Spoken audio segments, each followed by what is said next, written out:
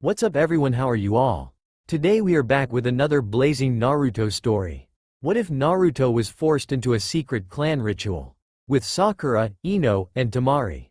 If you enjoy then please like, share and do comments. And also check the description to original creator of this beautiful creation.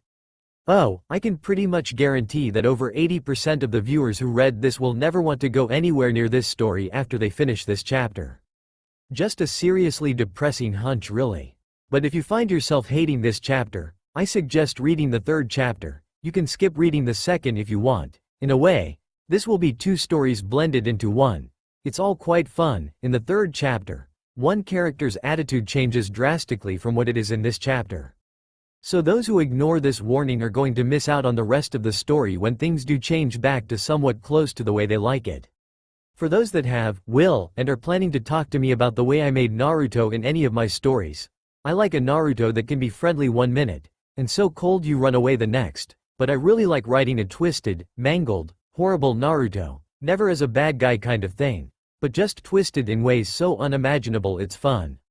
I think you guys need to read this chapter and enjoy something dragged out of my psycho, bipolar mind, so without further delay, from the mind of Big Show, Blood and Water. Naruto stared in disbelief at the man who stood before him. He was dead. He knew it. Sasuke had been dead to him for years, yet here he was, alive and breathing.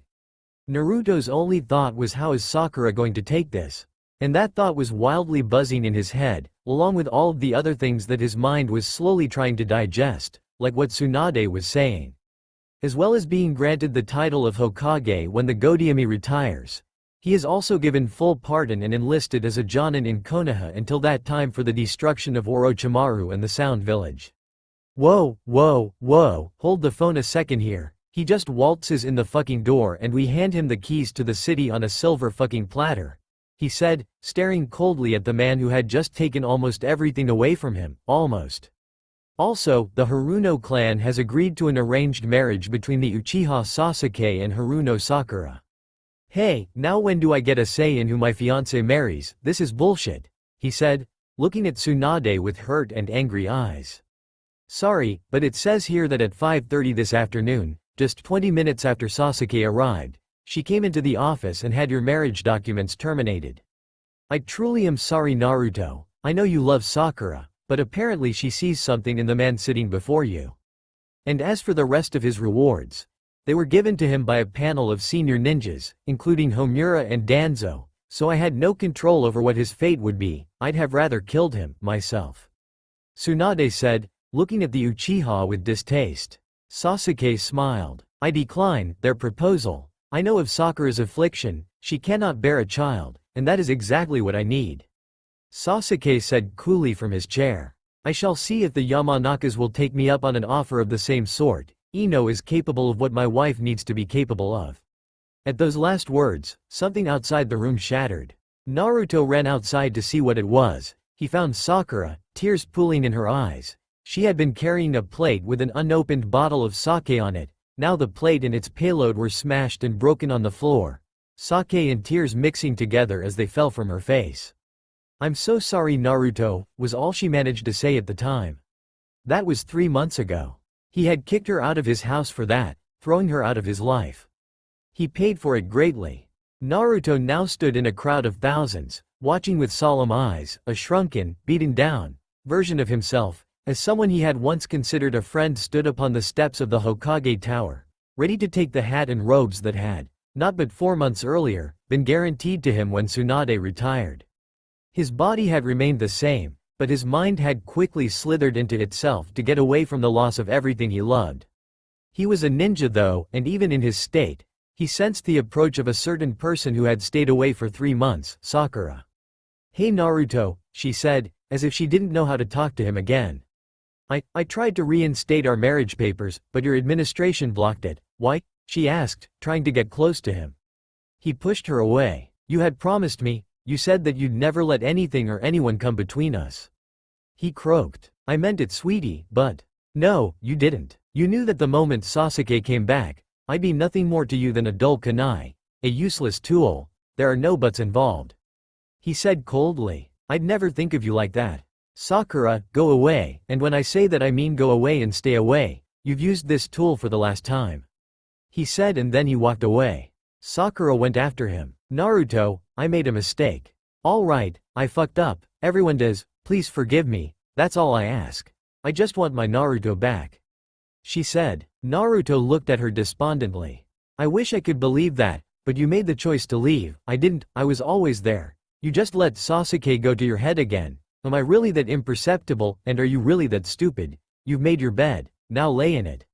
I'm done with hoping that you'll return the love I have for you. I'm done hoping you'll open your eyes." He pulled his arm free, and walked away from the now stunned and crying Sakura. Naruto had taken all he could of the ceremony. He packed his things and set his headband on the coffee table. He was leaving, and this time it wasn't for a 2-year training trip either. He was gone for good. Jiraiya, Lee, Guy, and Shino, all of them had died protecting a city that held no love for ninja, or for him for that matter, and to him, he could take their sacrifices and create a perfect ninja village. He needed to do this, as much for them as for himself. He finished packing and headed for the gate, hoping that there wouldn't be too many guards. Kiho and her partner Godoman stood by the gate silently. Godoman grumbled, he'd rather be sitting in the park playing shogi with the other ninja his age. He wasn't nearly as old as the third had been, but he was nearing the age. Kiho, on the other hand, was pissed. She had been a member of Sasuke's year in the academy, and aside from Ino and Sakura, she was the biggest Sasuke fan of that class. Yet here she was guarding the gate with an old geezer while the hunk got the Hokage robes right from under the dead last's nose. It was a sight she didn't want to miss, and here she was missing it. A man walked through the gates, heading south out of the village. Her attention snapped back to her duty. "Name and reason for leaving?" she asked in a professional manner. The man stopped and turned. In front of her stood the dead last, a frown marring his face. "I am Naruto Uzumaki, and my reason is simple. I'm leaving because I am the only one who can cause Sasuke enough hell to atone for what he has taken from me." "What?" she asked, staring at the man with questioning eyes. He pulled out a kunai and flicked it to the side, impaling itself in Godoman's neck. A second followed within seconds, and before Kiho could scream, she was dead, a kunai piercing her temple. Naruto slipped quietly out the gates. No one saw, no one heard, and it would be hours until the shift change, and an hour after that before the Anbu checked out the kunai as his, and several minutes to determine his direction. By that time he'd have gotten far enough away that he wouldn't have to worry about them for a while. He took a deep breath. He was a missing nin. He felt freer as a ninja than he had when he was a loyal dog of Konoha and its bullshit politics. He smiled as he took off into the trees. His only regret was the one of having to kill to escape the bonds of servitude that had once bound him. Temari was sitting by her little fire that night, enjoying the night and dreading returning home. Back to being called the respectable sister to both the case cage and the leader of the newly formed puppeteer corps. She hated it, but it was better than staying with the asshole that was about ready to take the office of Hokage. A twig snapped outside of her camp and she became instantly alert. A man emerged from the bushes to her left and stood, as if drunk on something. He then sat down by the fire and began warming up. Temari was too shocked by his actions to react properly, so she sat there for almost a full minute, her mouth opening and closing repeatedly. "Who are?" she began. The man looked up and she gasped. Sitting by her fire was none other than the former Hokage-elect Naruto. "Oh, Temari," he exclaimed, "how good it is to see you. After traveling in the woods all day one gets lonely and cold, so when I saw your fire, I couldn't help myself. Warmth and company are the strongest drugs a person can fall prey to," he said as he stuck his hands close to the fire. She studied Naruto up and down, noting many things about him. He was quite handsome, but on closer inspection, he was thin and he had bags under his eyes from lack of sleep. His hair was messed up and he was missing something. She looked him over again before she came up with the answer. "Naruto, where's your headband?" she asked. "I don't need it anymore," he replied. "Why, did you retire? Aren't you a little young to do that?" "Well, I kinda retired, it's more like He didn't finish as a kunai shot its way toward him. He caught it and flipped around behind Temari, pinning her and putting the kunai to her throat. She looked up to see 7 Anbus standing in front of Naruto. One took a step forward. "Hey," Naruto shouted. "You make one move on me, I'll kill her. This is the diplomat from Suna, so back off or you're likely to start a war between Konoha and Suna." We just have to explain that one of our missing nin killed her, the Anbu said. Yeah, well, you're forgetting who I am. I was in the Anbu for 2 years. I know how you act, how you were trained to kill, everything. I'll kill all of you and her. Then make it look like you tried to assassinate her and she fought back. Some of the jutsu I use have the same effects as her wind scythe jutsu. I can easily make it look like a failed assassination mission. The Anbu stepped back. He's right, let's retreat for now. The man didn't finish speaking as 7 shuriken embedded themselves deep into the Anbu standing in front of Naruto. They never wanted to take action. Naruto said to her, "Besides, I wasn't going to harm you anyway, but now you know of what I am. I can't exactly expect you to keep it from your brother, so, now I'm going to take drastic measures." Whoa, hey, missing nin, drastic measures, I don't like where this is going, she said. Naruto tied her hands and feet together, then threw her over his shoulder. Me neither, he said as he gave a quick chop to the back of her neck, knocking her out. He then set up the camp to make it look like Temari had finished the Anbu with a wind jutsu before he left. Temari woke with her hands untied, well almost. Her right hand was tied to a post. Her right was free to move as she wished, but the way she was positioned, she couldn't reach the knot to untie herself. She scanned her surroundings. She lay on the bed in a small room. A chair stood just out of her reach, and in it sat her one-time friend and ally gone missing nin, Naruto. "Why are you doing this, and what are you going to do with me?" she asked. "Ah, you're awake," he said, smiling. "Good, I can now explain. I left Konoha for 2 reasons. I had nothing there anymore, and I had become disgusted with the way it was run. Even if I had become Hokage, which at the time was likely, I wouldn't have been in control of anything. A panel of senior ninja would rule behind and above me. The Hokage is just a shield and figurehead. I think that is stupid, so I'm going to create my own ninja village, in a new land of unimaginable wealth and prosperity, for those who have died, for a village that has been reduced to a shadow of what it once was. I believe that states my reason for doing what I have done. Now, my choice is on what to do with you. I have 3. 1. I could kill you. 2. I could set you free, but you would have to follow my orders until we reach my destination. Or 3. I could hold you hostage and keep you as my prisoner for as long as I see fit." She glared at him. "In my opinion, the second is the best choice, but I know you too well. You'd try to escape and I'd be stuck chasing you so that the information I've told you could be kept secret."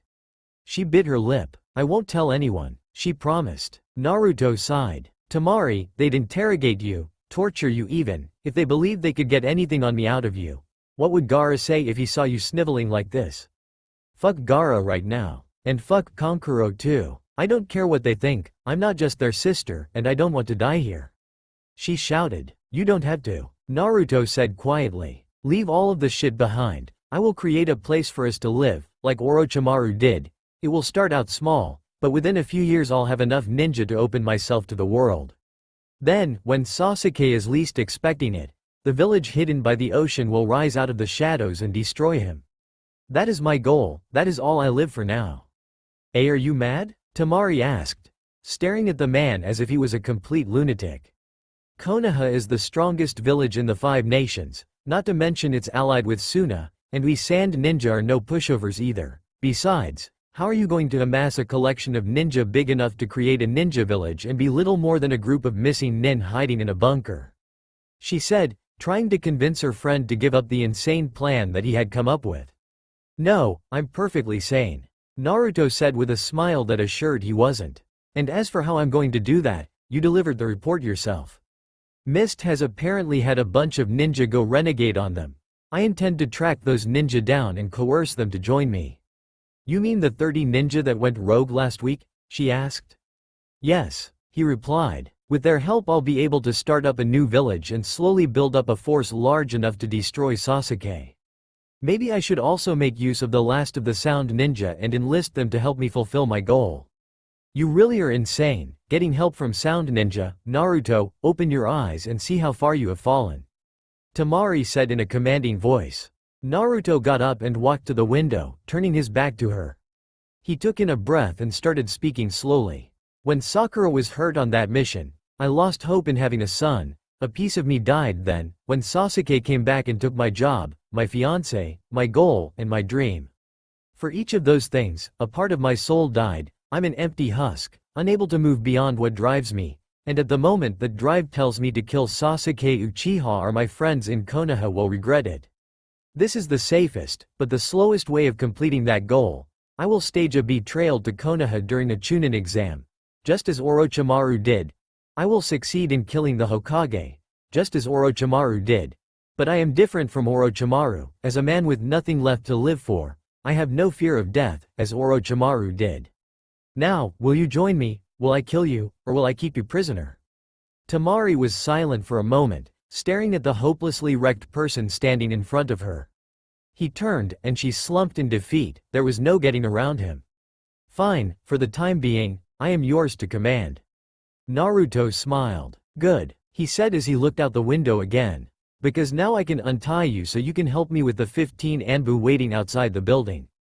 Great, you sure attract a lot of unwanted attention, don't you? He laughed. Yeah, I suppose I do. He bent down and untied her. He gave her fan back and jumped out the window.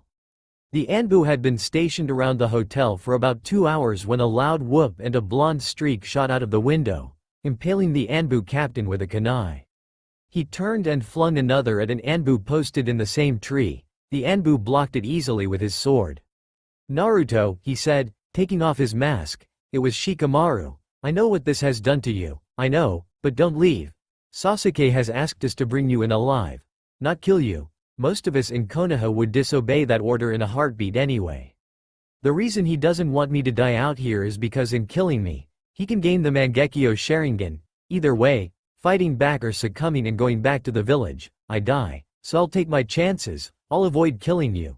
But the other Anbu better know that the only reason they're surviving is because you are here. Naruto shouted, loud enough so that the Anbu surrounding their location could hear what was said. At that moment 3 more Anbu dashed at him from the left. Naruto dove forward, spinning around and launching 6 kunai. 3 sliced open the first Anbu's left leg, cutting important nerves and easily ending the ninja's career. The next 2 pierced both eyes of the second. The 6th kunai sped toward the 3rd Anbu's chest, but to avoid the attack, the woman turned. The kunai impacted deep into her right shoulder, shattering her shoulder blade as it penetrated all the way to the handle. Naruto sighed, looking at Shikamaru. I think we know what the outcome will be if more attack. Call back your men. It's too late, they're already dead. Temari said as she jumped into the tree beside Naruto, balancing her fan between the ground and 2 of her fingers. One positioned to where she could open the fan as easy as flicking a switch. Shikamaru grew wide-eyed when she landed. Temari, what are you doing here? He asked her. I've decided to take the high road in life. It didn't help that until a few minutes ago I was held prisoner here. She said, it seems to me that being able to do what I want, when I want isn't such a bad idea. Why didn't I become a missing nin sooner? Shikamaru looked at her incredulously. You're telling me you've decided to run away from your village? And with the person who took you prisoner yesterday, are you really Temari, or am I seeing things?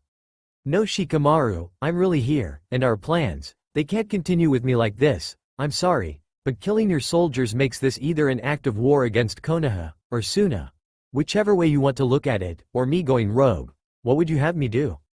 Shikamaru slumped. So it's over. Well, this news must reach the Rukodiami. I hope he lets me continue to follow you, because next time it might be someone a little less merciful than me. He placed his mask on his face and retreated quickly, leaving Naruto and Temari in the tree. Temari balled up her fists. Damn you Naruto Uzumaki, she hissed. I have lost everything now. I was planning on marrying him the next time I came to Konoha.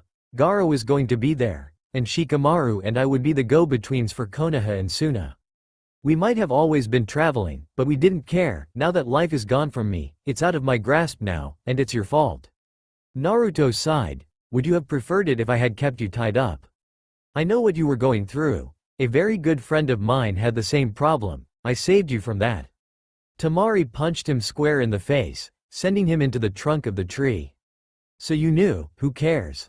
I gave up my only chance to be happy to get out of that now. She growled, watching as the clone disappeared and Naruto jumped down from a higher branch. There will be more chances for happiness where we are going, Temari. Don't be impatient. When bad things happen, something good will come to counter it. He said, smiling at her. She collapsed in tears. But he was all I had. She sobbed. And now your last bond is broken. You are free of Temari and can now create yourself anew. It was the whole reason I stopped by your fire. I knew you would, in time, be like me, or did you not know that at one point in time, the Nara clan was talking about a marriage with the Hyuga clan? Both parties, that means your precious Shikamaru, agreed. He said to her. She stopped sobbing and looked at him with something kindred to hate in her eyes. He stood and walked away, leaving her to stew in her anger for a while. Temari sat in her sorrow and anger for almost an hour before everything finally sunk in. The man she had wanted to marry, had planned with him to marry, had consented in a marriage with another woman. Her sorrow was replaced with rage in an instant and she screamed away everything. Her sorrow, her anger, her pain. She screamed until she became hoarse, but the emotions were still there, under the surface, ready to explode at any moment. Naruto had heard her scream and waited for her to return. He waited patiently for almost 30 minutes before she walked into the hotel room. I've made up my mind, she said, sitting on the bed. I will devote myself to destroying Sasuke. I'll help you, but on one condition, I get to kill Shikamaru Nara. She pulled out a kunai and cut her finger, dripping her blood onto the floor in front of Naruto. This blood is my sacrifice. I will be forever your servant, a slave to your will. Do you accept my offer? Naruto looked at her. Yes, we should leave. Prepare yourself for the next time you meet Shikamaru. His time of reckoning will be then. So you'll let me kill him? She asked enthusiastically. Naruto smiled. I'll let you. I wouldn't have stopped you from chasing after him, although I would have followed you to guarantee your return. Now, how do you feel about finding the sound ninja now? Temari smiled. It sounds like a fine idea. Why not get rock and mist as well? Now it was Naruto's turn to smile. That sounds like the best plan you've come up with in a while. Temari didn't show anything outwardly, but inside she flinched. I'd be careful. One more remark like that could get you killed, Naruto Uzumaki. She said to him coldly. His grin didn't falter. Don't worry, Temari, I now went to stop, unlike a certain Nara punk. She kept her rage in check. He was only joking around, trying to make her angry. Well, god damn it, it was working. A month later, a slightly wild-looking Naruto stood in front of a bunker. To his side was Temari, looking just as wild. Both had been running all over the 5 nations looking for this place.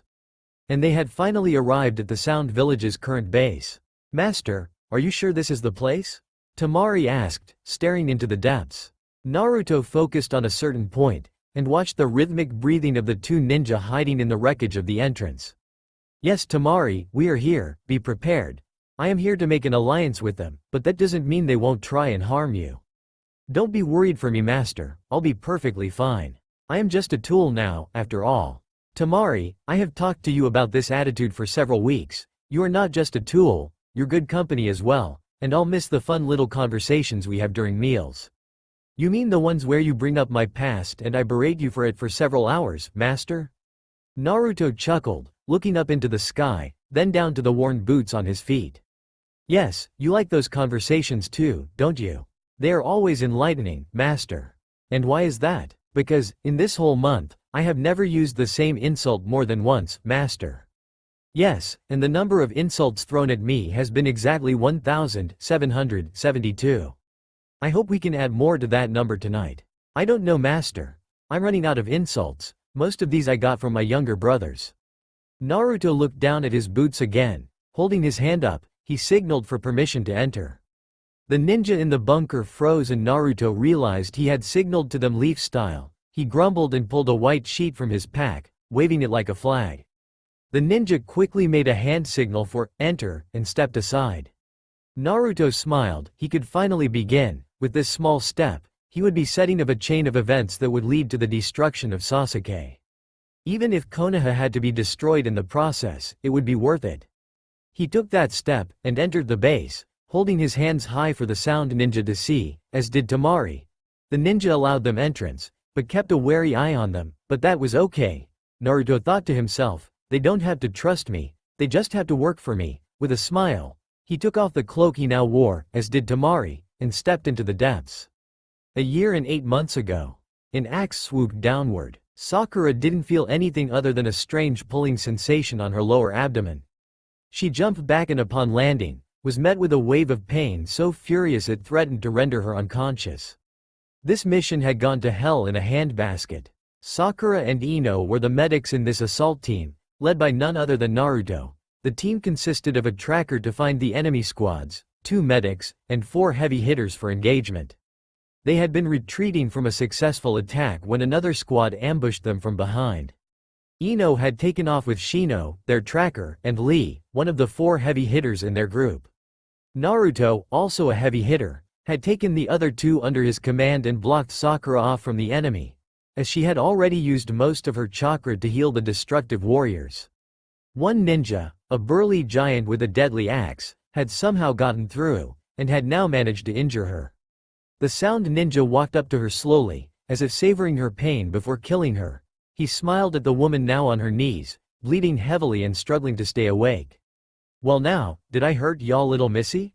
My apologies, I'm just trying to feed this glutton I have here," he said, patting the axe fondly, as if rewarding a child for doing a good deed. "Well, I better finish you off before our friends get here to interrupt his dinner."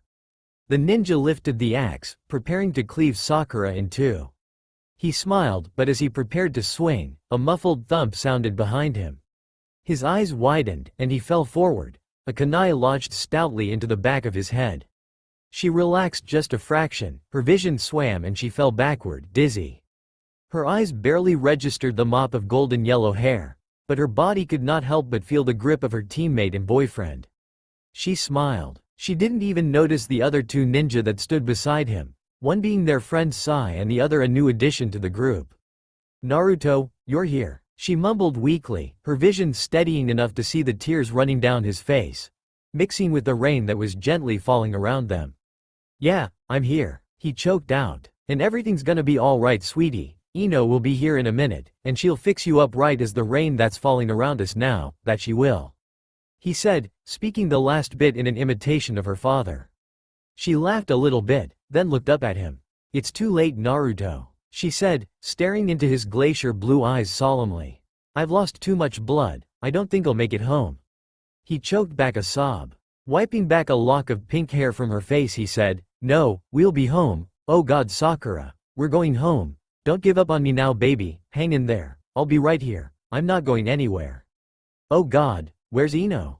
"Naruto, please," Sakura whispered. He leaned in closer to hear her next words, barely even a whisper. "No more talking, just stay right here, okay? Be with me until it ends," she said as she grasped his hand. Naruto's sobs filled the clearing. A rough shove pushed him aside as Ino appeared and began to heal her friend. "Come on Sakura," she pleaded. "Don't give up now, I'll have you good as new in a minute, you just hold on. I was gonna be your maid of honor goddammit. I'm not about to let you die now," the blonde woman hissed as she worked. "Ino," Sakura's eyes dimmed for merely a second, then with a shuddering breath the color returned to her pale face. She gasped in a huge lungful of air and gripped Naruto's hand tighter. "It's all right," he said, reassuring himself as much as he was her. "Everything's gonna be okay." He turned to Ino. "So where's Lee and Shino, weren't they with you?" Ino's body went rigid. "Shino and Lee were separated from me in the ambush, they were surrounded. By the time I was able to render assistance, it was already too late, they're gone." Sakura's brain barely registered this information. Instead, she felt an immense wave of exhaustion envelop her. Tired," she mumbled. "I'm just gonna get a couple winks, K?" And with that she drifted to sleep, hearing Naruto call her name. "Sakura, Sakura, wake up, Sakura. Sakura, Sakura, wake up, Sakura." A new voice registered in her brain. It was a cold and demanding voice that sent a chill down her spine. She opened her eyes to see her ex-teammate sitting at the Hokage's desk, glaring at her angrily. She had been asleep in the lounge chair in the Hokage's office. "This is not the time to be daydreaming," he snapped. "We have important matters to deal with and here you are taking a nap in my office. If you do that again I'll have you flogged and demoted," he snarled. "My apologies Hokage," she said, standing to make sure she did not fall asleep in the chair again. Kakashi looked at her with a knowing glance. He hated politics almost as much as she did. She and her old mentor stood at attention waiting for his orders.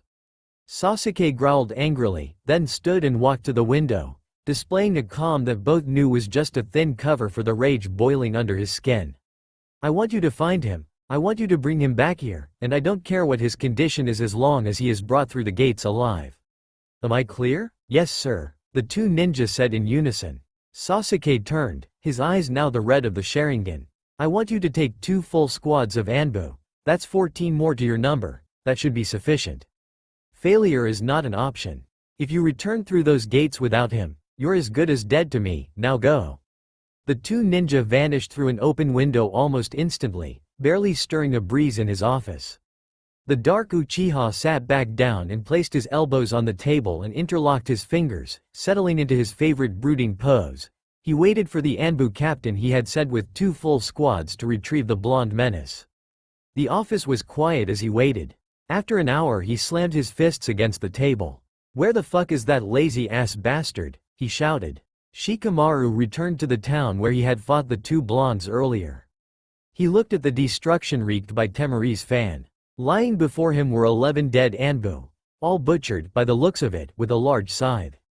He sighed and headed to the tree where he and 3 others had engaged against Naruto. 2 were moaning. The one woman had staggered over to the man who was now blinded, and was trying to pull out the kunai embedded into his eyes. She looked up when she heard him approach.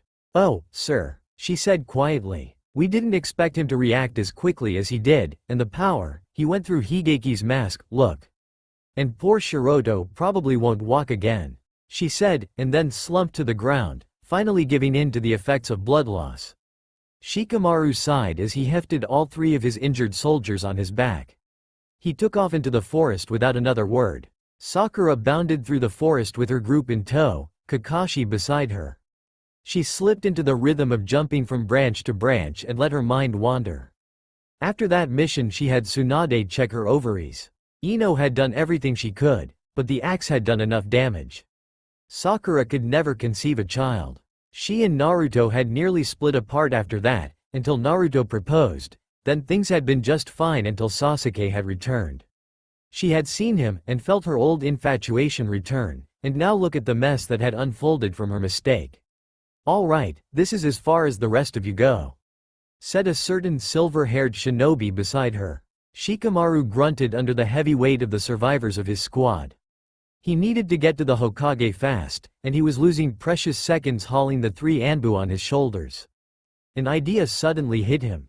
They were of no use to the Hokage anymore. Surely the torture they would face for all 3 losing to one man with 6 projectiles. They would be humiliated, and probably would either fall into depression followed by suicide, or they would leave. Death out in the field would be a better deal for them, wouldn't it? The 3 Anbu stirred, and Shikamaru sped up, a small smile alighting his face. The forest was suddenly filled with the noise of 3 people screaming as they fell to the forest floor. Shikamaru picked up the pace, with considerably less weight on his shoulders. She turned. Kakashi had stopped on the branch beside her and had turned to face the 14 Anbu following them. The Anbu stopped, staring at their 2 commanding officers warily. One stepped forward and addressed the silver-haired shinobi. "What do you mean, sir?" he said warily, his hand drifting toward the kunai holster on his leg. "We're supposed to follow you and render assistance in bringing Naruto back." Kakashi looked down. "I know, but I have made my decision. I will not follow Sasuke's orders anymore." Sakura gasped. Kakashi, what are you saying?" "Sakura, you may have missed it, but the look in Sasuke's eyes when he told us to bring him back told me one thing. The only reason he wants Naruto back in the village is so he can kill him himself." Kakashi said lazily. "Now that I've said that little bit, I'll give the rest of you a choice. Join me or die." 6 of the Anbu nodded, including the one who asked the question. He pulled off his mask, revealing a familiar face. "Sigh," Sakura said enthusiastically. "Ugly," he replied with a nod, smiling at the look of outrage on her face. The other 8 pulled out weapons. Kakashi pulled up his headband, revealing the Sharingan. The 8 attacked and only Kakashi went forward, showing his superior skill as he cut down every single one of them in less than 3 minutes. He signaled to the group and they left, Sakura still astounded at the silver-haired ninja who led their group. Shikamaru stood agape at the sight unfolding in front of him. He watched as a full squad of Anbu, plus another one from a second squad, was massacred by his friend's teacher. He quickly turned and left, hoping that he wasn't spotted. He had to report to the Hokage. Kakashi's pace doubled as the team left the area. It wasn't a big deal, but one of the Anbu with them, a new recruit by the looks of her, spoke. "Sir, why are we going so fast? We have no one pursuing us and I doubt we will for a long time. We were being watched by an Anbu soldier." Sai answered from in front of her. "He walked onto the scene just before I removed my mask. Within 2 hours this whole area will be covered in Anbu, all traveling at high speed in this direction. Therefore, we have to get to the border of fire and into rice before we are overcome by our enemies."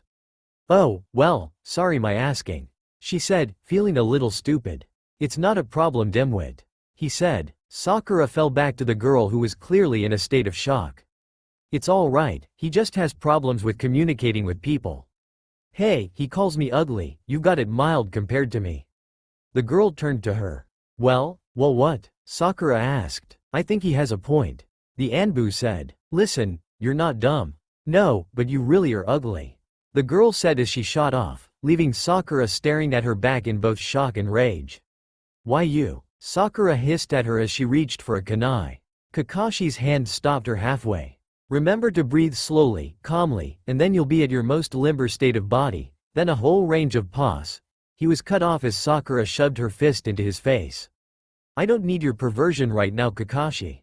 "I see, so now Kakashi and Sakura leave my ranks, along with the bastard that replaced me and 5 Anbu."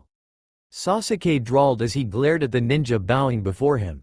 "Shikamaru, you failed, and failure is met with death at my hands." Shikamaru flinched, but did not move. "But you have proved loyal in returning and giving me this news, so your life will be spared." Sasuke continued. "I want you to go after them, kill all but Kakashi, Sakura, and Sai. I'll deal with them myself." "Yes sir. But if I may ask sir, how many men should I take with me?" Shikamaru said, standing slowly. "Take 3 full squads, and don't come back unless you're carrying at least one of them with you." "As you wish sir." And with that, Shikamaru was gone. 2 weeks later, Sakura sat, sipping her tea quietly as Kakashi and Sai poked and prodded the villagers for information. On her left sat the girl who had insulted her during their escape. She had opened up a bit to Sakura, apologizing about the bad joke she had played and formally introduced herself as Miki. The two had become friends, mainly because they were the only girls in the group. The other 4 introduced themselves as Daisuke, Hachiro, Katsu, and Kenji. The 4 men had been very polite, but they went to the extremes that freaked the 2 girls out, and so at the moment, the 2 girls were sipping tea and trying to ignore the glances the men shot at them. Sai and Kakashi walked up the road to the small inn where they were staying. Sai looked pretty, well, normal for him, so depressive and boring, but Kakashi had a slight bounce in his step and gave all of them a smile, or at least what appeared to be a smile. "Good news," he said, "we're on his trail, he passed by here a week ago." One of the men whistled. It was Kenji. "Well, we got our work cut out for us, huh? A whole week's worth. He's got to be miles from here, and we're miles from the border of fire, heading in the direction of water. How do you think the mist ninja will take it when we show up?" A group of Konoha Anbu in full garb marching through on a wild goose chase after one ninja. "I think it's idiotic continuing. It's been 2 weeks and I thought it was going to be simple. We go a ways, find him, and make a plan from there, but look at us now. We're ragged and wild. We look more like a ragtag group of rogue ninja rather than highly trained covert operatives." At that moment all hell broke loose. Shikamaru had stalked high praise silently, leading his group of 21 Anbu ruthlessly through the pursuit of these runaways, and now here he sat, waiting to give the order to attack and capture Sakura while she was alone with the 5 Anbu that had followed Kakashi along with her and Sai. And then as an added bonus, those 2 show up as well. Shikamaru waited patiently, his eyes scanning for the moment Kakashi dropped his guard, and there it was. He let his hand fall forward and felt 21 bodies rush past him before he himself jumped forward, and the attack begun. Kenji was impaled upon a sword a moment before Katsu met his end by a vicious slash to his throat. By that time the others had time to react and fight back. Daisuke took out 4 before his leg was lopped off, his head following a minute later. Hachiro fought a group of 7 of them. His water jutsu against their combined fire jutsu made him cook in the steam created from the blast, leaving the charred corpses of himself and 3 of his attackers, who were too slow to get out of the way of the incoming wave of steam. Miki and Sakura fought back to back, until a powerful blow to the ground by Sakura knocked her off her feet, saving her from death as a kunai flew past her head, the kunai's rounded end slamming against her temple and rendering her unconscious. Sai reacted badly. He didn't have time to pull out his paper and ink before he was subdued and bound. Kakashi, it appeared, had been a clone the entire time, and stood there calmly as he was dispelled. The real Kakashi arrived and picked up the body of Mickey, signaling to Sakura that they needed to retreat, killing 2 enemy Anbu in the process. Sakura nodded to indicate that she understood when Shikamaru entered the group, yelling at his men. "Retreat, retreat, we've got what we came for. Now let's get out of here before we suffer any more losses. Go," he shouted, jumping back into the trees.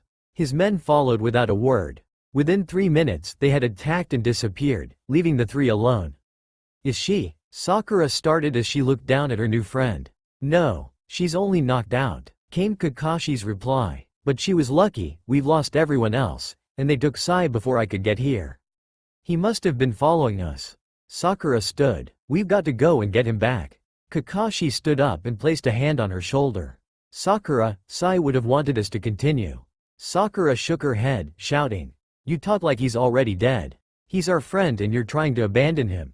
And what did you say about people who abandon their friends?" He looked down. "Those people are worse than trash." He replied sadly, "But what about Naruto? He can wait, Sai needs us now. Then we wait till Mickey wakes and then we strike at nightfall." Night had fallen. Sai's eyes fluttered open. He was bound and gagged at the edge of a small camp. There was no fire, and no noise.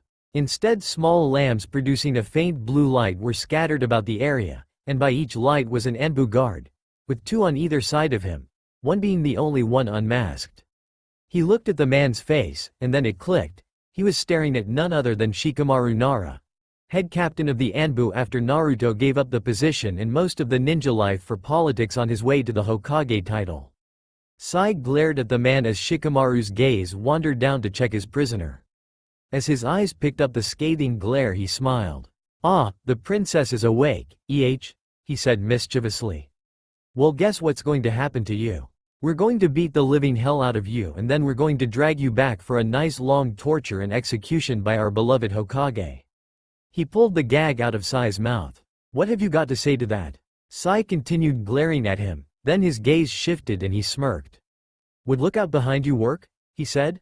Shikamaru turned to watch his partner clubbed to the ground. But before he could give a warning shout, he was hit in the back of the head and he saw nothing but a flash of white light before blackness enveloped him. Sakura was untying Sai while Kakashi handled Shikamaru. Sai looked around. None of the other guards had moved. "What?" he began. "Mickey has them trapped in a genjutsu," Sakura said as she helped her ex-teammate up. "Come on, let's get out of here before any of them break it." Sai and Kakashi nodded and the 3 were off, Kakashi in the lead. They met up with Mickey about 80 yards away from the camp and together the 4 disappeared into the night. Shikamaru woke up to cold water splashing in his face. He looked around to see his remaining Anbu circled around him. Embarrassed, he stood. "Status?" he asked. "None dead, but the prisoner got away, sir. Most of us were trapped in a genjutsu when it happened." "Damn it." A week later, Sai stood overlooking a mist-covered plain. He turned to his right as Sakura, Kakashi and Mickey topped the hill. Sakura gave a shout of joy. "We made it," she whooped. "We made it to water." Mickey smiled brightly before adding in a peal of joyful laughter. Sai just gave a small smile.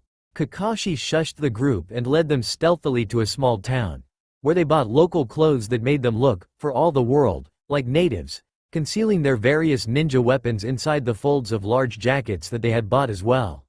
"Now we go on a search for our blonde friend in one of the most dangerous countries to foreigners. We must be silent and quick.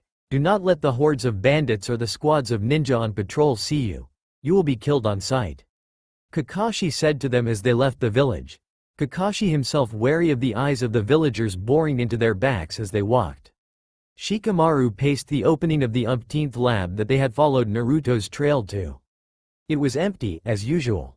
They had not caught up to the blonde after forsaking the search for Kakashi and his followers. He had sent a bird in one of the border towns, requesting to go after Naruto instead. Sasuke had sent back a very angry yes, but it had been a yes. It was an easy, but unfruitful job, tailing Naruto in hopes to catch him. Sasuke had also sent reinforcements. At the moment, he had a full 7 squads under his command, all doing a different job. The main purpose for the reinforcements was to allow some of them to tail the group Sasuke was hell-bent on retrieving and punishing. He had 3 full squads following them up until they had crossed the border into water less than a day ago, and those troops would soon be returning. He looked up as his earphones squawked to life, and Anbu was reporting from inside the base. "No one's been here for almost 2 weeks, sir, and it looks like only 2 people were here."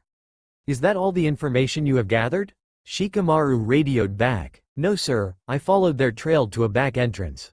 They're heading southeast by the look of it, sir," the Anbu said over the radio. "Good job, soldier. Radio your squad and meet me at the front entrance in 15 minutes. I want a full report of the building before we go off searching for those 2 blondes." "Yes sir, thank you sir," the Anbu said before the line went silent. Shikamaru signaled his troops to head to the entrance and wait. They waited patiently and in 15 minutes, at the scheduled time, out walked the 7 Anbu. One stepped forward. "Report," Shikamaru said stolidly. "The base is empty sir, no one's been there for weeks," the Anbu said in a professional manner. "Very well, let's follow that trail you found," Shikamaru said, leading his men southeast at high speed, right over the top of the base and past the secret entrance found by the Anbu scout. Shikamaru had a smile on his face. He was off hunting, and it felt good to be the hunter. 2 weeks ago, Naruto sat by the fire. Temari was across from him, going into one of her now frequent rages. "Goddammit, this was the 7th fucking base we've been to. Fuck, if I'd have known these bastards were going to be this hard to find, I wouldn't have advised going after the rabble of fucking dimwits we're tracking." She threw a log into the fire, sending sparks and burning debris into the air. She turned to Naruto, who was sitting peacefully, chewing on a chunk of rabbit that had been their dinner. "Temari, I believe it would be best if you calmed down," he said smoothly. "Fuck you," she spat. "It's your goddamn fault that I'm here in the first fucking place." Naruto's eyes grew cold. "Sit down." "And that was an order," he shouted. She grumbled a bit about blood oaths, but sat down quickly, lest she receive some of her master's rage. Naruto stood. "I will not have you acting like this when we enter their camp, understand?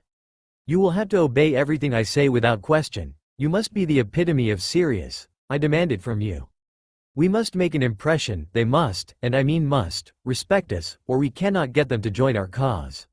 She hung her head. "Fine," she grumbled. "From now until we strike a treaty with the Sound, I want you to be the perfect servant. Understand? This is an order, make it a mission. It'll also help you control your temper. Do you have any questions?"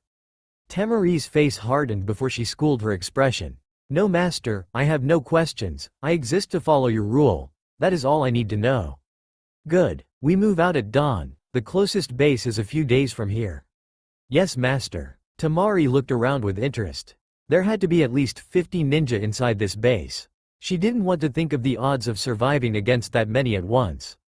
Naruto stared straight ahead, using his peripheral vision to effectively scan the base, or at least what he could see. They had bunked down quite nicely, but all were fearful. He even saw a woman jump when a drop of water fell from the ceiling and splashed into a puddle in front of her. "They're all jumpy," Naruto thought with a smile. "They're on a hair trigger, they stand upon the edge of a knife. All Sasuke has to do is point out the location of this base and the wrath of Konoha would fall on them. This will be too easy." They were escorted to the center of the base, where a man sat at a table, the remains of a small lunch being cleaned off. Upon seeing the 2 ninja enter, he stood. The man was tall, not as tall as Naruto's 6'5", but tall enough that he could look him in the eye.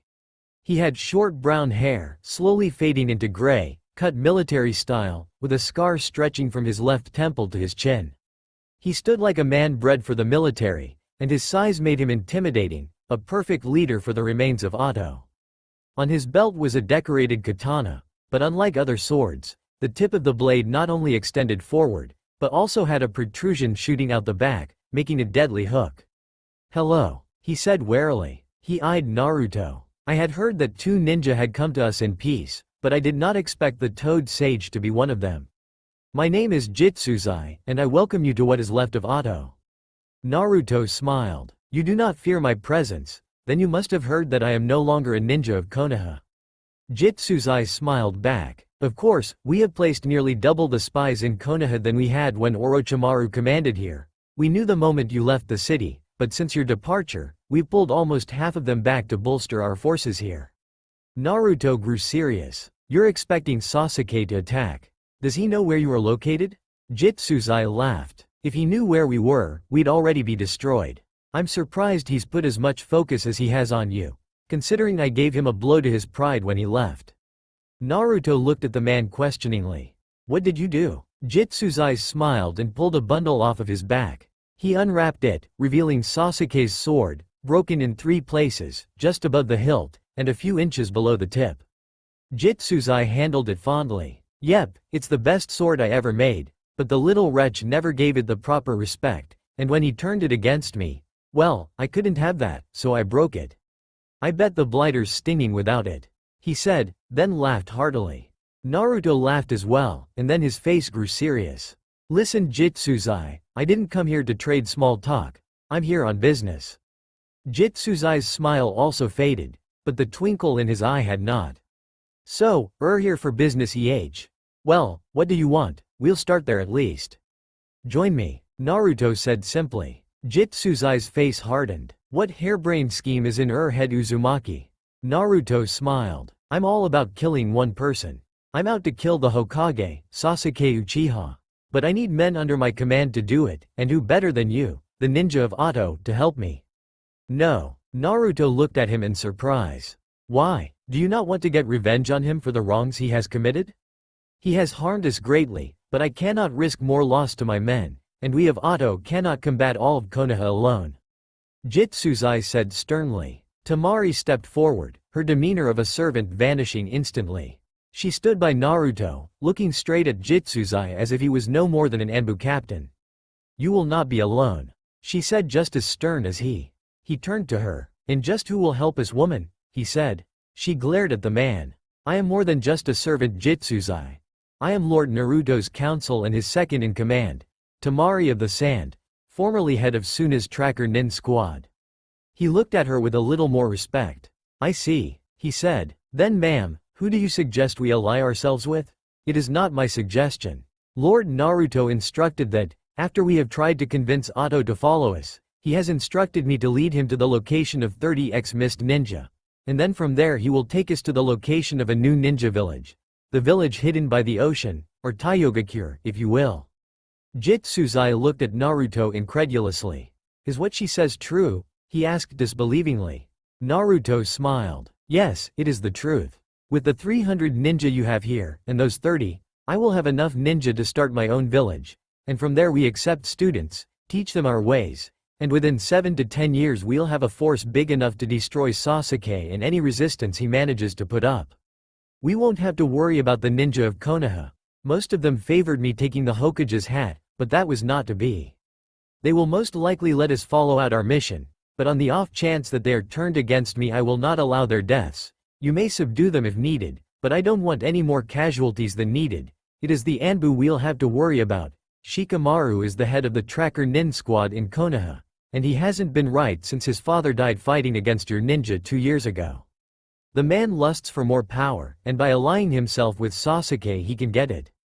The Anbu squad right now numbers more than 300, so as you said, we do not have enough men to fight them off, but we will if you aid us.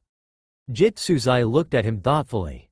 He ran a finger over his scar and stood silently for a few moments. You wish to kill the Hokage, but refuse to let the ninja of Konoha, other than the Anbu, be killed.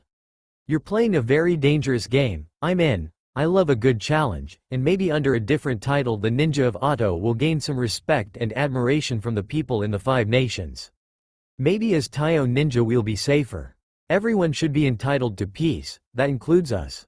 But as you said, it will take 7 to 10 years to accomplish the feat of creating enough ninja with superior fighting skills to the Konoha Anbu to achieve our goal. When do we begin? Naruto smiled, then turned and walked out of the room, saying, have your men ready to move tomorrow. We have a long way to travel before we get to water, and I'm sure we'll run into plenty of Anbu patrols. They've been following us since I left Konoha. Then we will march at dawn. I'll have one of my soldiers lead you to a room. You can stay inside the base tonight and we'll vacate the premises before the sun completely rises. Jitsuzai said warmly. They were led out the door behind Jitsuzai by a fierce yet calm-looking gray-clad woman. She led them towards the back of the base to a sector that was nothing but living quarters. They were led to a room. The woman opened the door and ushered them inside silently. It was a small, but cozy room with 2 beds beside each other and a fire crackling in the grate. The woman let the pair observe the room, then bowed and took her leave. The 2 shrugged off their overcoats and went to sit next to the fire. "Well," Naruto began, "I didn't expect that to go as easily as it did. I mean, I liked the outcome, but I was expecting more of an argument from him." Temari flopped down on one of the beds. She looked up at Naruto. "Well, he is just a military man. Politics isn't his forte, it's not mine either, but when your brother is the case cage, well, you learn," she said, snuggling under the covers. "Now if you don't mind, I'm going to sleep. It's been a long time since I slept in a bed and I'm going to sleep as long as I can in it, good night." And with that, she clicked the light off and was asleep before her head hit the pillow. The room was filled with a graying darkness, as the bathroom light was on. Naruto sat in the chair close to the door. Naruto studied her curiously. How could a woman so filled with rage and fire be so peaceful when she slept? His mind pondered this question as his mind started to wander. His eyes did too. He observed her silky blonde hair, her high cheekbones, her soft lips, her curves. His thoughts had took a turn for the worse before he caught her staring at him. He coughed and turned away. She turned over, giving him a view of her toned backside, saying, "If you're going to stare, please do it once I'm actually asleep, and no beating off, it creeps me out." Naruto turned to his own bed, trying to shake off the thoughts that had been floating around his mind. "Sleep sounds good," he muttered as he removed his shirt and climbed into his own bed. It took him a while, but a deep sleep overtook him. All the while he was conscious of the studying eyes of the woman who pretended to sleep less than 3 feet away. She grunted and rolled over, hoping for the morning to come soon. Morning saw Naruto and Temari jumping through the trees with almost 300 others following directly behind. They moved as quickly as a large force could move, and because they were ninja, that was a lot faster than a normal army could go. They had been traveling for about 3 hours when Naruto threw up his arm in a halting motion. He stood alone, in front of this gigantic throng of ninja. "Lord Naruto? What is it?" Temari said from the branch directly behind him. Naruto turned. An evilly insane smile etched on his face. "They're coming," he hissed with delight. Suddenly he jerked his head to a location to his right and his smile grew even wider. "I take that back. They're here." He was crouched like a hunchback. His eyes no longer blue, but red. In one swift motion he stood to full height, which was now above 6 feet, and an explosion of red chakra blanketed him, engulfing the entire area 10 feet in diameter around him. Mwahahahahahahaha. He laughed, screaming at the sky. He continued this for the longest time before his enemy broke cover, jumping into the mass of shinobi around them. Battle broke out and soon the canopy was a mass of projectiles and falling bodies. Naruto stared directly ahead of him. "Oh, Shikamaru, come out and play, you pathetic little whelp," he called in a voice not his own. Shikamaru appeared in a swirl of leaves, looking at Naruto with a pompous smile. "So, you knew I was waiting for you. It figures, with your animalistic sense of smell, I should have predicted your noticing us." Temari froze after cutting down a Konoha ninja with her fan and turned to the voice that rang over the battlefield. Her eyes widened and a red haze enveloped her vision. "Shikamaru," she screamed, running at the 2 leaders facing each other. "Temari, stay where you are," Naruto growled as he turned his head in her direction. She felt her feet stop, her oath wouldn't let her go any further, but her heart was aching for the death of the man standing across from Naruto. "You told me I'd get to kill him, Naruto," she shouted. "Why are you stopping me?" Naruto's red eyes lingered on her for a moment. Then he turned them back on his opponent, who sat watching the interaction with an amused expression on his face. "You'll get your chance, Temari, but now is not the right time. I want you and Jitsuzai to get the sound ninja out of here. I think you can handle 30 or so Anbu. We're 300 plus strong. Go. I'll keep Shikamaru busy." "Anbu are only as good as their captain," he said as he prepared himself for battle. Naruto vanished, appearing right beside the Anbu captain. In one swift motion he backhanded the man, knocking him off the tree limb they were perched on. Shikamaru fell rapidly through the foliage, trying desperately to grab at a branch. He had succeeded several times, only for Naruto to appear and lash out, knocking him off again. "I'll see you down at the forest floor, Shikamaru." Ha ha ha ha ha ha ha. Temari swore she heard maniacal laughter behind her, but she ignored it, jumping into a group of ninja who were being plagued by a few super-fast Anbu. She blocked a katana with her fan and kicked out, catching one of them in the gut. He fell back, winded, and was decimated by the sound ninja who had now had enough time to retaliate. She turned when she heard the air whistle, and barely dodged a shard of a sword that looked oddly familiar. The tip had a second blade sticking out, making a hook. She turned in the direction it came from to see Jitsuzai surrounded by Anbu, using the foot and a half left of the blade on his sword to shred his opponents. The man fought like someone possessed, his sword flashing red as the fluidly and brutally slaughtered the Anbu. They had reached for their own swords, but the weapons were like rotten wood compared to the blade wielded by the vicious leader of the sound ninja. She smiled. He was a good fighter, and would make a powerful ally in the future. If they ever got to it. Shikamaru screamed as another series of lightning-fast attacks hit him in the abdomen. This was the third strike, and Shikamaru had coughed up a lot of blood the other 2 times, so he expected the same from this barrage as well. His prediction proved true as he turned and not only spat out a glob of blood, but retched and found the contents of his stomach to consist of the same substance. "Nyahahaha," laughed the monster standing over him. "I'll leave you like this for now. Temari still has dibs on killing you." With that, Naruto vanished. Temari slit the throat of another Anbu with a kunai she had snatched out of the air and looked around. Jitsuzai was standing beside her, and all was quiet. No sounds of battle remained to account for the destruction of lives that had just taken place. It's disheartening, isn't it? The aftermath of battle isn't a glorious celebration, it's a grisly scar on our race. Jitsuzai said as he looked around. No, there will never be glory in battle, unless you give your life for a cause that becomes fulfilled and is never forgotten. Only the dead get the real glory, the living suffer, as is the way of war. Said a voice from behind and slightly above the two. They looked up to find Naruto sitting on a branch and leaning against the trunk of the tree, his hands limp at his sides. He sat there jackknifed, staring at the mass of ninja who at this moment were under his command. Count and bury the dead, both Otto and Konoha's, they all deserve a resting place.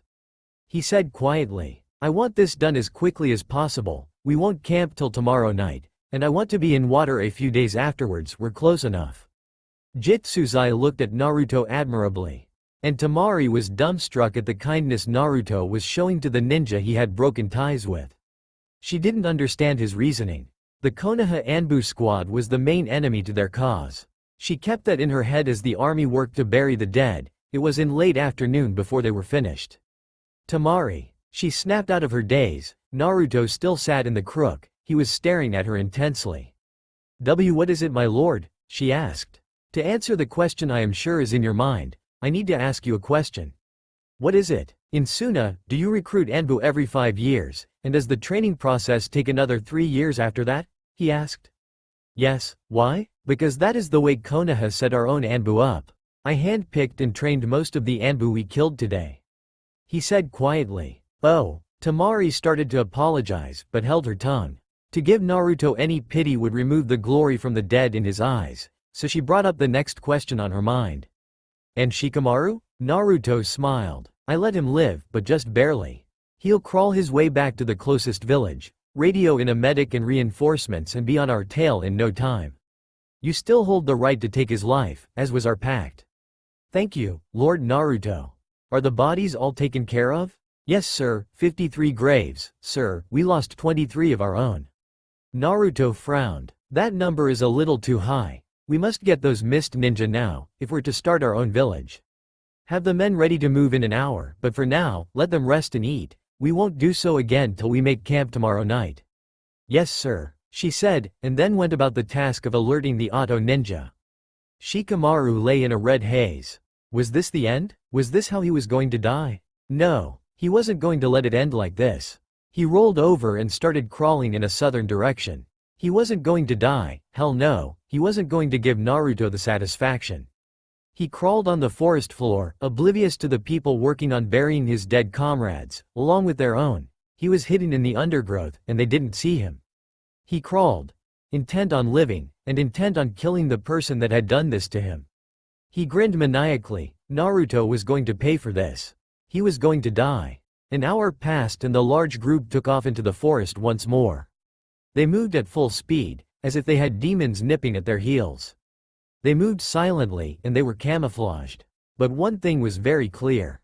The sound ninja were on the move. A little radio crackled to life on Sasuke's desk. Lord Hokage, come in. Sasuke rushed to the radio, picking up the headpiece. Shikamaru, status report. How is the search going? I have just finished engaging the enemy. Our losses, 30 out of 30. Theirs, 25 out of 312. I confronted Naruto myself, but the bastard used Kyuubi's chakra. I was no match for his speed. Where are they now? They are currently en route to water. Sir, I am badly injured, and I'm hiding in a small village on the south border of Rice. Yes, I know the village. I'm sending reinforcements, along with a medic. Who are you sending? Don't worry, the remainder of the Rookie 9 will be there shortly. And with that, Sasuke shut off the radio, a smile on his face. He didn't have long to wait before the Mangekyo would be his. Naruto would die at his hands. The camp was made quickly and efficiently. They hadn't got as far as Naruto wanted due to having to cut around a small village to keep on his southerly bearing without alerting people to their presence. It put him in somewhat of a foul mood. We lost about 70 kilometers of ground today. I expect us to make it up tomorrow. He said to Jitsuzai and Temari in the command tent that evening. I wanted to be roughly 200 miles from the border to water when we camped. Now we're closer to 300. That adds another day of running to get to the border. The more time we spend in these small nations, the more time the Konoha ninja will have to catch up to us, and I have no idea who they'll send after us next. They have found that Enbu have no chance unless it's a one-on-one fight. I have a guess, Jitsuzai said quietly. Naruto turned to face him with wide eyes. You still have spies in Konoha.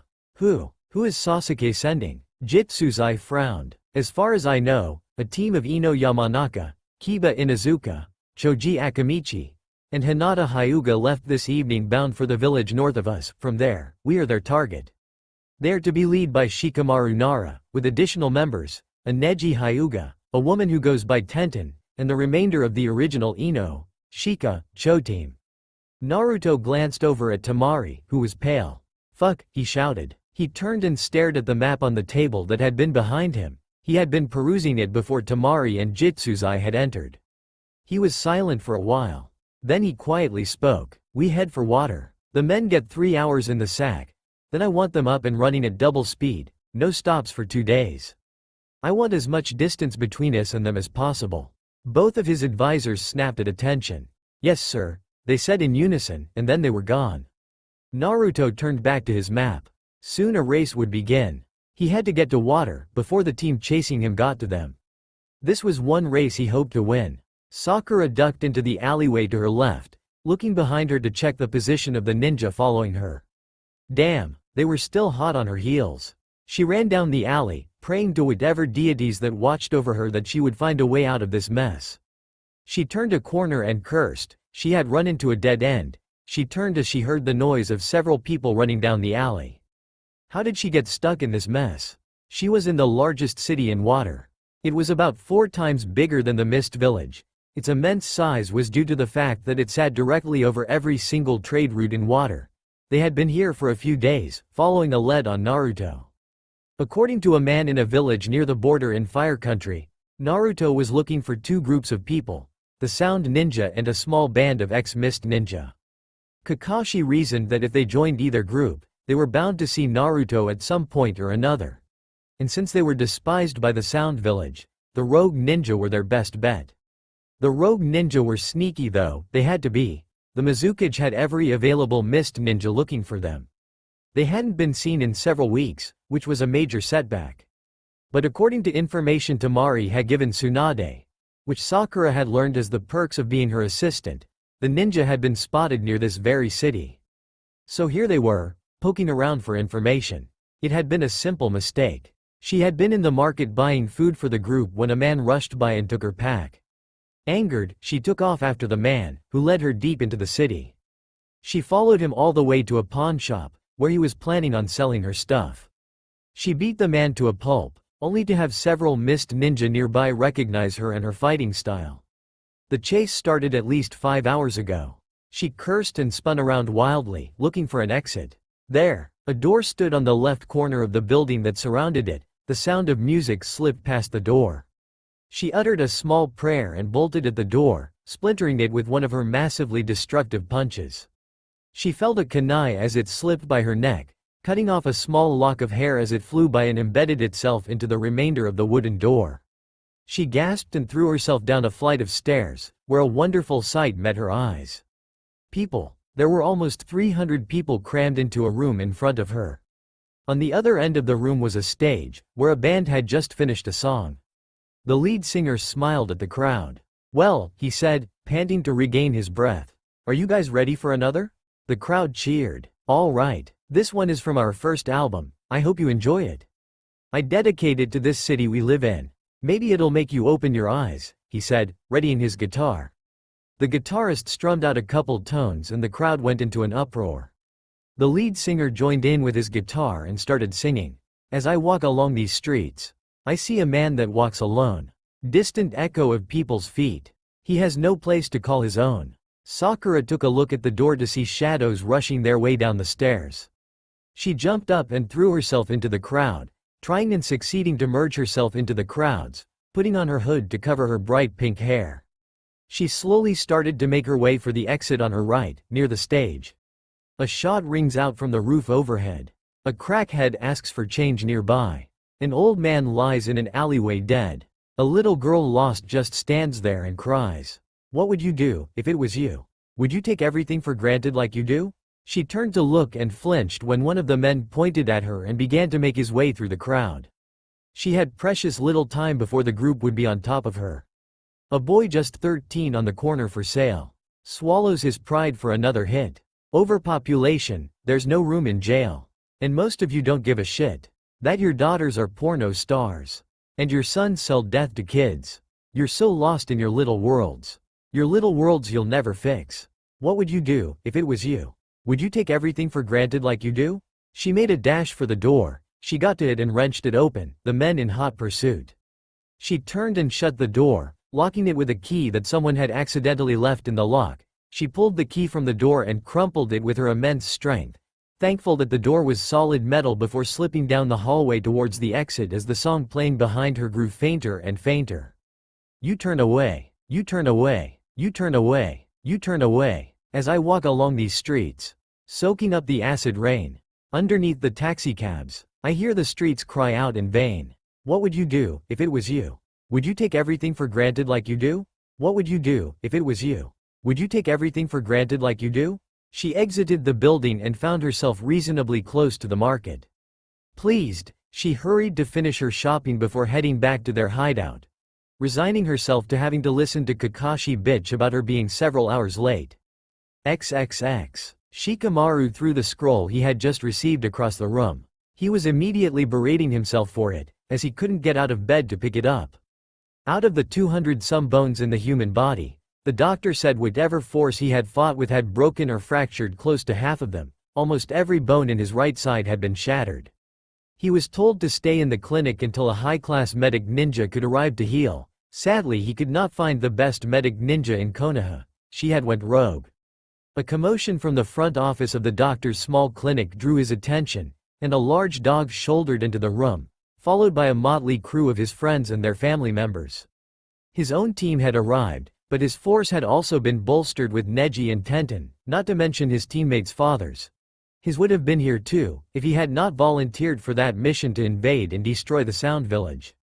2 years prior, 30 ninja were packed into the small office of the Hokage. She sat there with her hands clasped, her eyes scanning the crowd in front of her. These ninja were the best in the village, and she could trust none other than the best for this. I have an S-class mission, on volunteer basis only. Tsunade began sternly. Lady Hokage? Asked the Anbu commander, whose striking blonde hair gave him away. This isn't just an ordinary S-class, is it? To ask for volunteers, what is the mission? I was getting to that, Naruto, be quiet. She growled, before continuing, this mission has a certainty of multiple casualties. I cannot force myself to choose from the best ninja of the village. The only ones capable of doing this, so I will let you decide." She took a deep breath.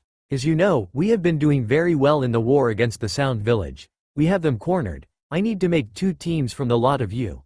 One of them will blast a hole through the Sound defense, and a smaller one will go in and attack the Sound Village directly, while most of their forces are focused on the other group of ninja. All 30 of you were chosen to do the job, 8 to infiltrate the Sound directly, and 22 of you to be the diversion.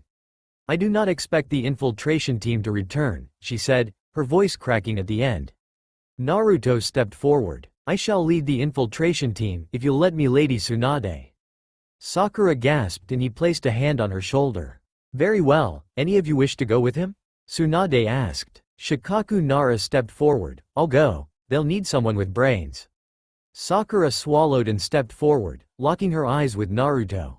Sai stepped up with his fake smile. Lee jumped in exuberantly. "I will go with them on this dangerous mission," he announced loudly. "They'll need someone to track our targets, I will do it." Shino said quietly. "I won't let Sakura die on this little soiree, so they'll just have to deal with another medic." Ino said with a smile. "I'll help," said a man in the back. He was a new Jonin, but he had great potential as a ninjutsu specialist, and he had an affinity for water jutsu, which was rare in Konoha. Tsunade nodded. "Then Sagi, with you, we have the infiltration team." She handed Naruto a folder. "There is the information you need, now go." Naruto bowed. "Goodbye, Hokage-sama." He signaled and the infiltration team turned and walked out of the door, followed by the rest of the ninja assigned to this mission, all with grim looks on their faces. And so the mission began. The mission altogether lasted 6 months. The larger team managed to break through the line of Sound Ninja and get the infiltration team in easily. They were in enemy territory for most of that time, the larger group waiting in a small village not far from the point agreed upon for the rendezvous. They waited, staring in the direction their comrades were supposed to come from. Where they were now, Shikamaru more than most. His mother had fallen ill not long after the mission began. She was dying, and with his father on a suicide mission, Shikamaru was lost. Then they arrived, -3. His father was one of the missing. Ino took in the enraged look on Shikamaru's face. Apparently, whatever was in that scroll wasn't good. She sighed. He had been increasingly violent since Sasuke returned to the Leaf Village, and with both his mother and father gone, and with Hinata refusing to talk to him, all he had was her and Choji, and the 3 of them hadn't been getting along too well as of late either. It also didn't help that he had to foot the bill for Chao's eating and Inoichi's drinking as well. She hated seeing the man like this, but he couldn't let go of the past, and now he was forced to obey the very man that had killed his father. She had been there when his father was killed. And Naruto left it to her to tell him, as she had left it to him to tell Sakura that the axe had permanently destroyed her ovaries. Shika had not taken the news very well, and blamed it on his 2 teammates. The 3 didn't speak until Shikamaru's mother died, and then he had needed their help. But now he seemed driven to do as his Hokage ordered. And that meant the pursuit and assassination of one of his best friends. "We have just been given permission to enter the Land of Water. We will be surrounded by enemy hostiles the entire time. We are to be extremely covert. It is imperative that our presence remain unnoticed." He growled. "It will take another few days to finish healing you," Ino stated with a sigh. Shikamaru nodded. "Where is Hinata?" he asked, grunting in pain as he sat up. Ino bit her lip. "She's scouting the perimeter we set up after we arrived." The wounded man frowned. "She barely does anything else. Does she even sleep?" "Yes, but she sleeps away from the group." "Are you two having problems?" Ino asked. "I don't have a clue," he replied, falling back into bed and wincing when his injured body protested against his abusiveness. "We were fine until the whole Temari thing. You tested the waters with 2 different girls at the same time. Any normal man knows and expects that to backfire. I agreed to the marriage proposal with Hinata and Temari left before I could break it off." "What in there could piss Hinata off so much?" Ino sighed. "It's the fact that you were with both of them at the same time. Girls don't like it when guys play them, it's just the way we are." "Whatever, it will be over soon anyway. The case cage has requested that, if seen, we are to give Temari the same treatment as our own AWOL ninja. Hokage-sama has given us a kill on sight order," Shikamaru said with a pinched expression on his face. Ino stared at him. She sighed. "You still have feelings for Temari, don't you? I think that's why Hinata can't talk to you." Shikamaru's eyes shot up. He stared directly into Ino's eyes, and for the first time in 2 years, Ino felt afraid. It was like looking into the eyes of a dead spirit whose anger had kept it rooted to the world. All that was in them was pain and rage, all-consuming. The stare of a madman. It doesn't matter, Temari was not the woman I chose to spend my life with. She has undoubtedly moved on, as have I if it comes to it. I will carry out Gaara's request and kill her on sight. Now, you are a medic. What can you do to get me out of this goddamn bed? Ino swallowed a lump building in her throat and began channeling healing chakra into her hands. You were what? Kakashi roared at his pink-haired comrade. Sakura sighed and rolled her eyes. I was spotted. Some mist ninja recognized my fighting style. They know that there are leaf ninja here now, unless the ninja that chased me halfway across the city decided it would be much more demeaning to have lost one kunoichi on their own turf, than to be punished for stopping at a local bar during their shift. Kakashi sighed. We can only hope. What else did you pick up on the streets besides our food for the next couple days? Sakura sat down in a chair in their little apartment. Miki was sleeping on the bed, she had the night watch. Kakashi crossed his arms and stared at the pink-haired woman intently. 3 hours west of the city, at civilian speed. That's the last town these rogue ninja have raided. Rumor has it that they have a stronghold up in the mountains just north of there. Kakashi nodded. I know those mountains, there is an old iron mine up there. That's where we should start looking. He turned toward the door. No, not yet, Sakura said before he reached it. We can't get out of the city that easy.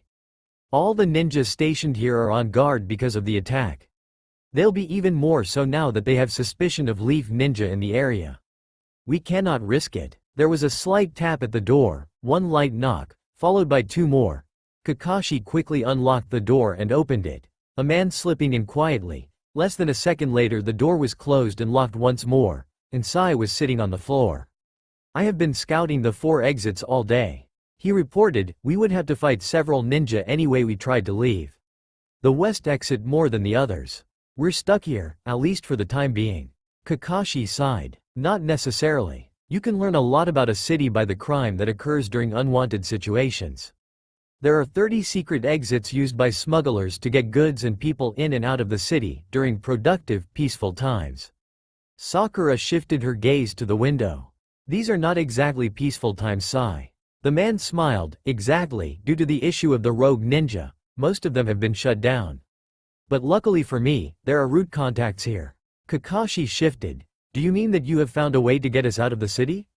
Sai sighed and shook his head with a somber expression. Not all of us, this contact isn't very trusting, but he agreed to get one person out 3 days from now. Another thing, it's a one-way trip, he'll get them out, but there's no way he'll help them get back in. So the 4 of us have to decide on who goes and who stays. Sakura said with a frown. I'll go. Kakashi put in. No. Sakura jumped in. You are way too familiar, and you have a high spot in the bingo books here. Then who? Sai asked quietly. It can't really be me. My skills wouldn't be able to stand against the rogue mist ninja if things went sour. Miki is a first-year Anbu. While she's quite battle-hardened, these are 30 mist Jonin we're talking about. I'll do it, Sakura said with a determined stare. I'm strong enough to escape with my life, but as the Hokage's assistant, I never really left the Leaf Village often enough to be recorded highly in the bingo books. Sai began to argue, but Kakashi sighed and said, we might as well agree. Sai, when she gets that look in her eyes, there isn't much use trying to sway her. Fine, Sakura will go. The clinic was dark. Not a sound could be heard from it or the village, nor from the surrounding forest. All was quiet, but that did not stop the ninja camped a few hundred yards out from being wary. Ino was cold. She had been for the last couple of weeks, when her father had told her that she was betrothed to Sasuke. Since then, the spot at her side had been empty and looming. And it hurt worse than any physical pain she had ever endured. She turned over and stared across a small fire to the other side of their encampment. He was still up, and by the look on his face, he was staring at her too. The feeling of hopelessness gripped her heart, threatening to crush it. Only one thought coursed through her mind. Damn you to hell, Sasuke Uchiha. She stifled a sob. She had had everything she wanted, and then Sasuke came back and took everything from her. Across the fire, a man was thinking the same thing, staring at the form of the woman he loved as she tossed and turned in her sleep. His heart broke as he heard a small cry escape from her. He stood and walked out of the encampment, unable to bear the pain of seeing her but unable to hold her. Ino felt rather than seen him leave. To her it felt like all the warmth in the world was being stolen away. Her tears ran freely, and she couldn't stop them even if she wanted to. An urge to go out and see him overwhelmed her. Even though she was engaged, she loved him, not Sasuke. She went. He was sitting on a fallen log not far from camp, stroking Akamaru absent-mindedly. She sighed as she walked towards him. Kiba. His hand stopped, and he turned to look upon her. We couldn't change this, even if we wanted to. I won't marry him, she shouted at him, and suddenly she had his arms wrapped around her. Shush, he said urgently. If any of the others hear what you're saying, I don't care. I won't let that bastard use me to breed out more unstable little monsters just like him. And, she paused and turned around, bringing her face within inches of his. I love you too much to be with anyone else. He smiled, his eyes shining as he stared into the blue orbs that spoke of nothing but love. He leaned in, spanning the distance between them, his lips taking hers. They didn't move for what seemed a blissful eternity. Only when they finally parted and resumed staring into each other's eyes, the realization of what they were about to do sunk in. What now? Kiba asked, Akamaru padding over to his side and rubbing his head in the ninja's hand. We wait, Ino started, her words laced with a determination she had never known. When we catch up to Naruto, we join him. He has to have a plan, and I'm sure you would welcome our help. Kiba's eyes widened. The consequences if they failed were catastrophic, a death sentence at minimum. Are you willing to give up everything you have in Konoha? Your family, and all of our friends? She smiled. For you, I'd have already given them up. Then we move when the time is right. That's all for now. If you enjoy, then please like, share and do comments.